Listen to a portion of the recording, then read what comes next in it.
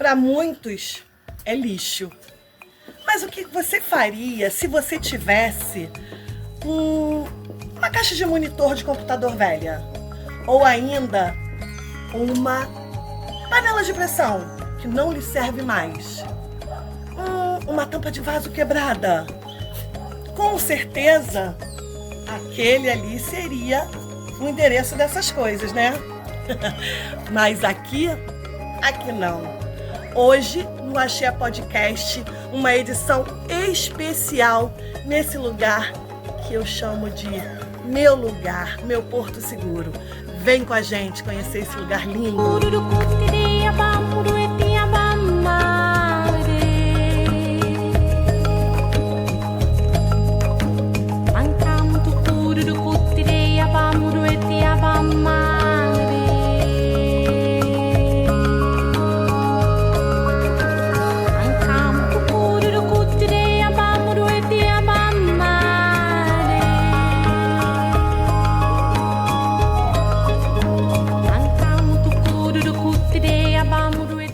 Seja muito bem-vindo ao Axé Podcast 2397 e hoje, como eu falei com vocês, uma edição mais do que especial.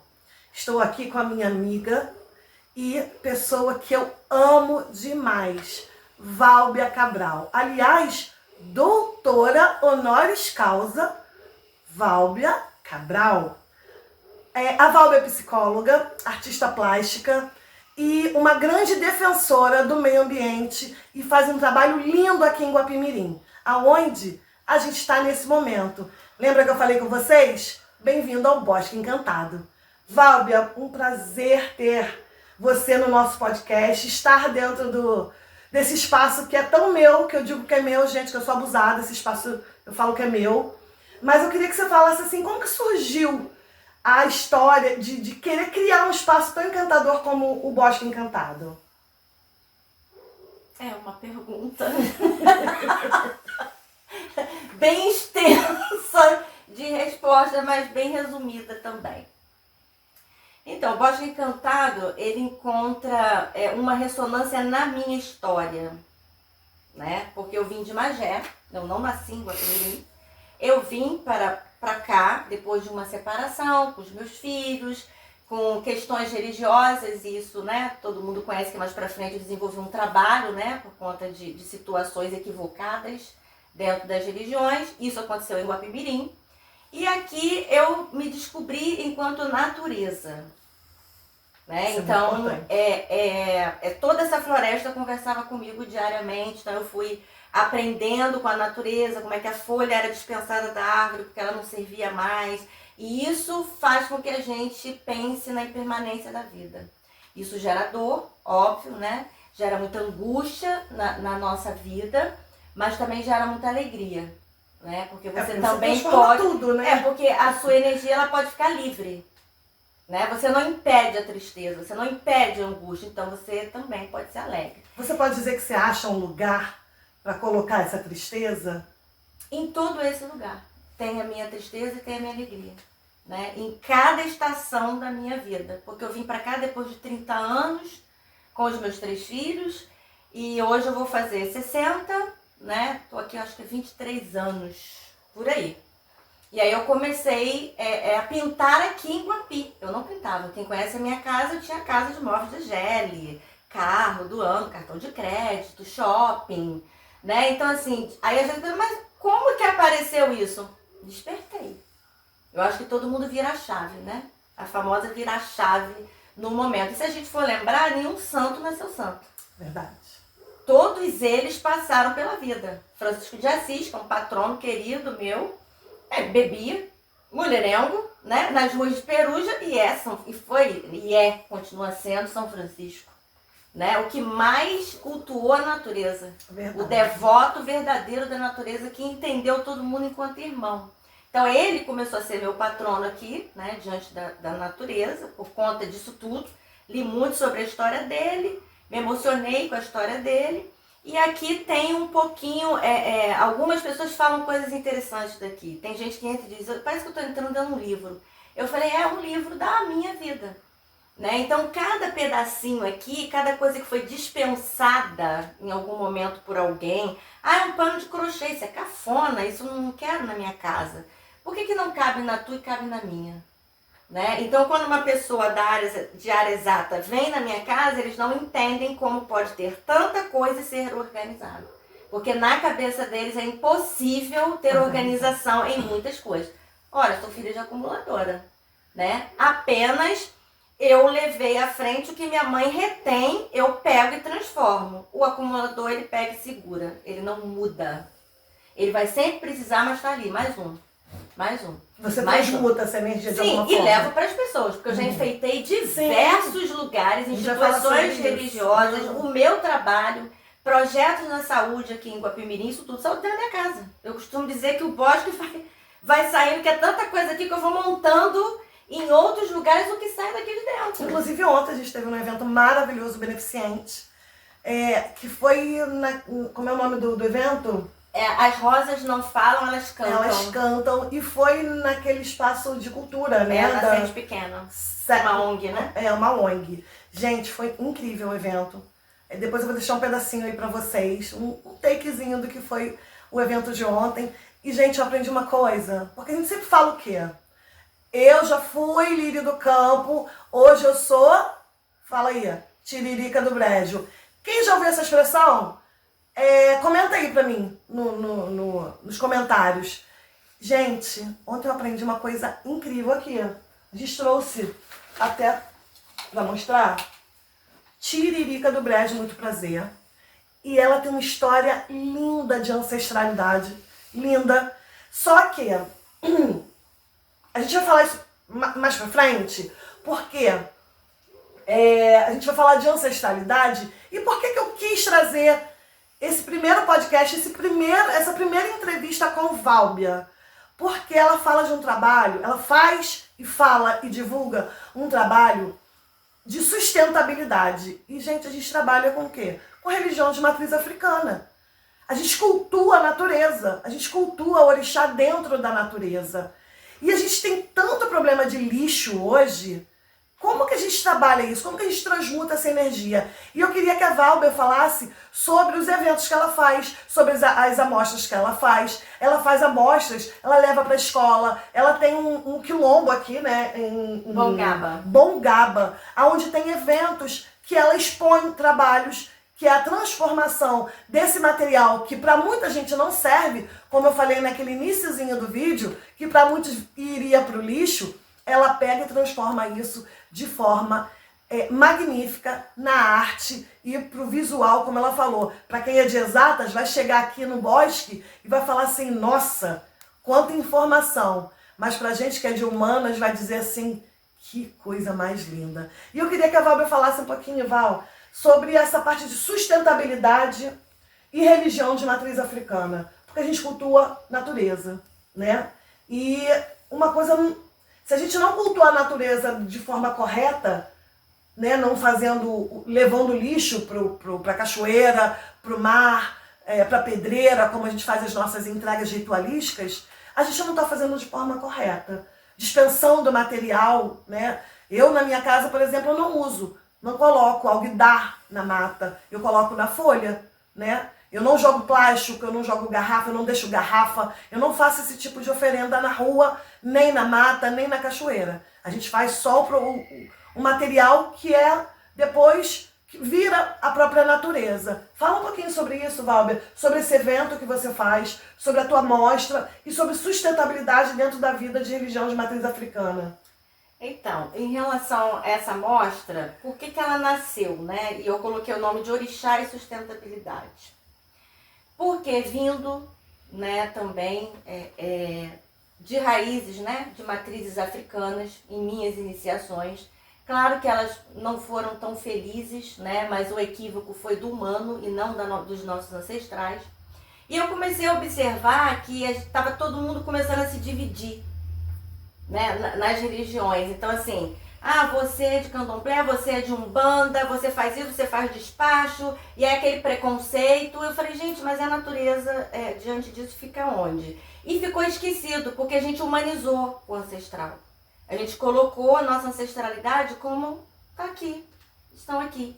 E eu não cultuo e não entendo a ancestralidade assim. Porque os nossos irmãos que foram escravizados, eles trouxeram uma beleza pra gente de entendimento enquanto a natureza. Enquanto você entender a firmeza de uma montanha, enquanto você entender a necessidade da terra, né? Você necessitar das ervas, da floresta, de tudo. Então, assim, tudo é cultuado em África. Tudo é natureza, né? Tudo é natureza. E nós somos natureza. Então, essa história de que eu preciso me conectar não existe. Porque você é natureza, vai se conectar com o quê? Se você já é natureza. Não tem lógica esse pensamento. Mas a gente banalizou essa palavra, vou me conectar com a natureza. Com quem? Onde está a natureza? É igual eu vou jogar lixo fora. Qual planeta que nós estamos? Marte. Né? Você vai jogar o lixo em qual planeta? Urano? Né? Você vai jogar do portão para fora da Terra. Você está no planeta Terra. Então eu fiz essa exposição de Orixá Sustentabilidade para atingir um público também de escola. E só consegui escolas do estado, escola do município, muito difícil, né? Por conta, até a gente sabe, da questão da influência religiosa, o que é lamentável. O próprio preconceito porque religioso. nosso país é laico, né? E nós deveríamos estar inserindo isso. Então eu coloco isso de uma forma leve. Não coloco numa condição religiosa, mas sim de entendimento ao que essas religiões trazem para a cultura não brasileira, imposta, né? Porque nós somos essa mistura, querendo as pessoas acreditarem ou não, nós somos toda essa mistura, né? De povos, né? Indígenas, africanos, e aí nasce todo mundo aqui, né? Então, eu monto através do lixo, da natureza, eu recolho, monto os orixás, né? Coloco retalhos e levo e coloco nomes. Iemanjá, Oxum, e levo nas escolas e instituições religiosas também, algumas como a Casa do Pai Dário, que até participei de um projeto há pouco tempo, da Petrobras. Na Casa do Paulo já levei também, do Pai Paulo, lá de Bungaba. E tem alguns trabalhos meus lá também, de educação ambiental nos terreiros. Porque eu comecei a observar também que nas casas todo mundo joga fora, assim, fora, né? E aí eu criei a frase que, vinda por Ogum, né? Traz essa frase: nossa cabeça precisa de ronda, de cabeça que olha para o chão, que abaixa, recolhe o lixo e levanta com ele na mão. Porque não adianta você fazer uma ronda na casa dos ancestrais e se está tudo sujo. Então você está cultuando o quê? Eles são natureza. Né? Nem combina. Né? Então não combina. E isso foi muito feliz, essa exposição. Uma pena em nenhum município eu ter conseguido entrar, porque você sabe da dificuldade que é falar de orixá. E educação é difícil, né? E é uma educação ambiental, e é uma pena também que o meio ambiente não acolha essas exposições, porque seria de uma beleza de cada município falar isso. Eu não preciso nem usar a palavra intolerância religiosa. Sim. Porque em todos os lugares que eu levei, as pessoas falam: mas eu nunca pensei por esse lado. Não, mas você falando desse jeito, aí muda tudo. Porque você está falando de natureza. E aí a pessoa tem um outro respeito, porque você também tem um comportamento. Isso também conta. O nosso comportamento diante do que a gente faz conta também. Porque a pessoa está olhando, você é uma pessoa que você segue aqui, procura seguir pelo menos, né? E leva aquilo. Então a pessoa fala: não estou vendo incoerência no que ela está fazendo. Né? Mas é aquilo, a gente encontra uma parede de ignorância, né? Porque na verdade a gente só ignora, né, gente? Tá todo mundo só ignorando. Eu não brigo com ninguém. Eu costumo dizer que a gente precisa só levar a arte por si só denuncia. Né? E a minha arte é uma arte que denuncia. Denuncia as casas de axé, denuncia qualquer instituição governamental ou não que não estejam cumprindo com seus deveres. Na verdade, denuncia a negligência, né? Exatamente. A falta de interesse. Né? De tudo. Porque entra. Porque o que é prioridade? Né? A gente precisa entender o que a gente vai priorizar. Se você não prioriza a natureza, então, por exemplo, coleta de lixo seletiva não funciona muito. Não, chega lá, joga tudo Sabe junto, por quê? né? Porque a sua mente não é sustentável. Você não vai entender que você não deve jogar um no caminhão vai separar, quando chegar lá não tá você não vai entender. Vai jogar tudo junto, né? E as pessoas andam com muitas demandas. Ninguém vai chegar em casa se eles não estão tendo tempo para filhos. É isso aí. Vão selecionar lixo? Oi? É complicado a gente pensar nisso. Então, essa exposição, ela nasce desse lugar, né, de trabalhar a intolerância religiosa sem usar a palavra intolerância, até porque isso começou a ficar banalizado e começou a criar facções. Virou modinha, né, de ativistas de internet, que eu costumo dizer. Porque eu quero um ativista na ação. Ele não precisa nem usar a palavra. Né? Virou moeda de troca para muita Agora, coisa para também. você aparecer no Instagram, falando, brigando, porque eu fui lá, isso é muito fácil. É verdade. Agora, mover a ação é que é difícil. Né? Então, mover a ação é muito difícil. Isso é pra gente pensar também no que a gente tá fazendo em casa, né? E também, eu não sei se você lembra, até uma vez eu citei, eu não sei se foi num grupo de estudo, não lembro, mas eu citei até a sua casa, né, lá o seu Uto, porque eu falei, olha, a única mãe de santo, até hoje, que nunca teve medo, no sentido de achar que alguém fosse adentrar ou fazer alguma coisa que eu conheço, foi Lília.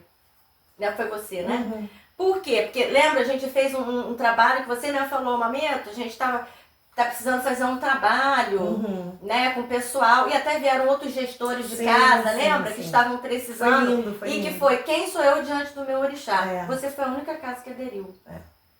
Não teve mais nenhuma outra casa. As pessoas têm medo, né? E não é pago. Era uma coisa assim, não é um projeto você me pagar. Não é monetizado. Vamos refletir. Quem sou eu diante do meu orixá? Porque se tá você de olhar. E isso significa o quê? Significa que você vai balançar os cabelos e vai dizer que eu sou de olhar? Botar a mão na cintura, botar a mão na cintura. Qual é o elemento de olhar? É isso aí. É o vento, é a tempestade. E a gente falou disso. Onde que o raio atinge? O raio atinge a nossa psicosfera matando bactérias e vírus. Olha o Iá. Olha o trabalho dela de limpeza, né? O ancestral. É a natureza, o Iá. É verdade. Né? Então a gente humaniza. Enquanto estiver humanizando o orixá, e você vê os nossos irmãos, infelizmente, equivocados, né, colocando, assoprando velhinha de aniversário, orixá fazendo aniversário, na piscina, né, na piscina, né, nadando, fica complicado, porque isso é um adoecimento mental. Como há pouco tempo nós tivemos aqui, você lembra, no município, uma senhora que é digna de atenção de um dispositivo de qualquer município para a saúde dela, da sua emoção. Pelo ataque, né? Ela foi forçada a fazer e aquilo porque claramente você vê que foi, é uma pessoa sensível, né? uma pessoa sensível, uma senhora que se mostra. Ela se mostra. Um texto decorado. Né, gente? Então, assim, a gente precisa entender quem é o inimigo oculto. É verdade. Porque nunca é o dono da ação. E com certeza, como que aconteceu lá no jardim, lá de onde eu trabalho, não é a mão que retirou. A mão que retirou, ela precisa comer. Ela foi mandada por alguém para que fosse retirado, destruído, e destruído, né? E isso também é motivo de adoecimento da emoção, precisa ser tratado. E a gente precisa falar sobre isso, gente, né? sobre esses ataques, né? Que infelizmente a gente sofre de todos os âmbitos, né? Não é só o povo de matriz africana, não. A igreja também sofre, o católico também sofre, o pentecostal também sofre, o judeu sofre. A gente precisa falar disso. Mas a gente também tem que lembrar que a gente está no mesmo mundo, no mesmo ambiente, na mesma natureza. E vou pegar um ganchinho aqui da fala. A gente vai jogar o lixo fora. Fora onde? Fora onde? Né? E que lixo é esse que a gente está jogando? Às vezes o lixo está na nossa palavra. O lixo está na nossa atitude. Às vezes o lixo que a gente deixa para o outro é o descaso, né? É o dizer não, é o poder ajudar e não querer ajudar. Isso também é um lixo. Claro. Né? Então, assim, a gente infelizmente vai encerrar aqui. Acho que é importante a gente falar sobre isso. Eu queria lembrar que a gente está aqui com pessoas maravilhosas aqui assistindo essa gravação. Agradecer a todos vocês. E Val, eu queria te dar um presente. Os nossos entrevistados do podcast ganham um presente do nosso patrocinador lá da Bela Maria. E eu queria que você deixasse seu recado, deixasse o seu arroba para poder falar da... Ela tem é um podcast? Não é um podcast, né? Não, ela tem um canal no YouTube chamado Valber Cabral Tirando a Pressão. Maravilhoso. Onde eu falo das minhas próprias angústias, tá, gente? Porque a gente é humano, né? Porque eu trabalho com a saúde, né? Do comportamento humano. O meu também adoeceu. E eu fui cuidar, né? Então o meu teórico, ele entende que um outro humano precisa sentar na frente de outro. Não existe um distanciamento, existe um campo energético, né? Então, eu aprendi isso na minha faculdade. O meu professor dizia, Val, ele era até junguiano, pensa o seguinte, eu dizia para a turma, vocês precisam escolher uma abordagem que combine com a vida de vocês. Não se ocupem de pensar isso agora. É sobre isso. Mas precisa combinar com o que vocês são. Né? Então, tudo meu foi relacionado a corpo, porque toda a minha violência foi corporal. Né? Foi sentida, né, no corpo. Então, aquilo que te envenena é o que te salva também, né? O antídoto é o veneno. Então, Valber Cabral tirando a pressão no YouTube. Valber Cabral tirando a pressão no YouTube, Instagram, tem lá também o meu trabalho. Acesse esse @ gente. Valber Cabral também no Facebook. Facebook também. Que é o espaço Valber Cabral, é a parte de psicologia, né? Então, gente, acessa porque você não vai se arrepender. Mameto, obrigada. Te amo, você sabe disso, eu não preciso dizer. Gente, só pra lembrar, eu frequento o Bosque Encantado desde 2007, 2008, por aí. Tá velha. Tô velha. Já faço parte do acervo do Bosque Encantado, com muito orgulho, né? E um dia a gente vai voltar aqui pra falar da Irmandade que tem aqui dentro. Quer conhecer? Chama a gente, tá bom? Bora, povo! Bora, povo.